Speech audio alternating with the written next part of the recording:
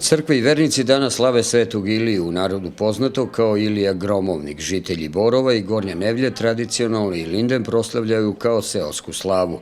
Sveštenik Dragan Lazić najpre jutros odslužio prazničnu liturgiju u gradskom hramu Rođenja Presvete Bogorodice, gde je prerezao i slavske kolače.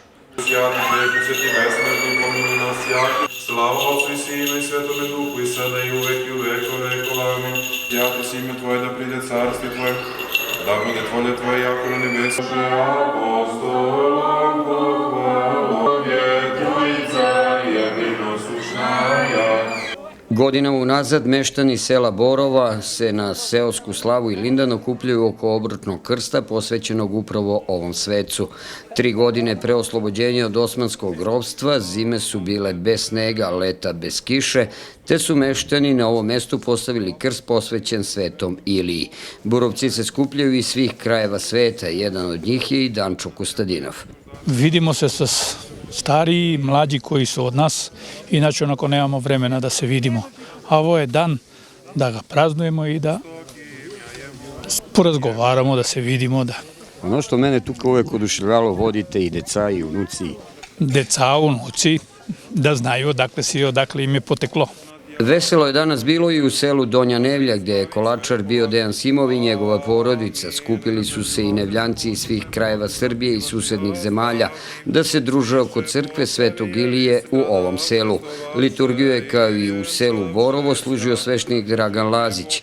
Georgi Nenov jedan je od stalnih meštana Nevlje, jedan je od inicijatora obnavljanja ovog praznika u ovom Dimitrovgradskom selu. Ja kao prvi organizator tuka na Saborat, to je bilo davno, predi mnogo godine, organizovao sam i našto građanstvo tu privati svi Sabora smo, ali to COVID ni napravi malko problema i сега pa se obnavlja това, te dneska dejavnost, drugi naredната година će bude drugi.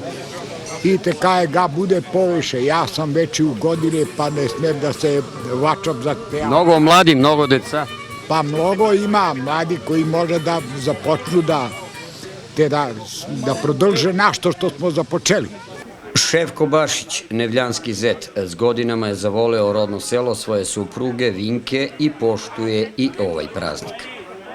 Pa 43 godine sam proveo ovdje, a 10 godina sam radio tu na Karauli, Lazino brdo i ostali deo u Dimitrovgradu. Znači mora da se osjećam, pa više se osjećam sastavni deo ovoga grada nego Sarajeva. Ja sam u Sarajevu proveo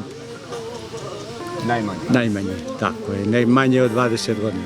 Tu je i vaš unuk. Da, on je sastavni dio u paketu. Mi se ne razdvajamo nikako.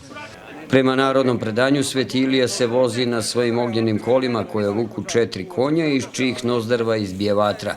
Grmljavina je tutnjava njegovih kola kojima se on vozi po nebu i oblacima.